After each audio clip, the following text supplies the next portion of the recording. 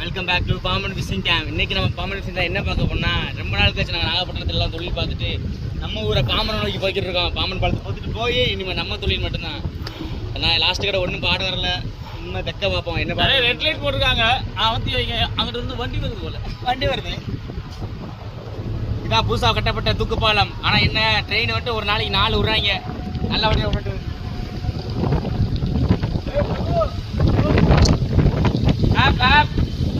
மேலே மேலே போகாதா.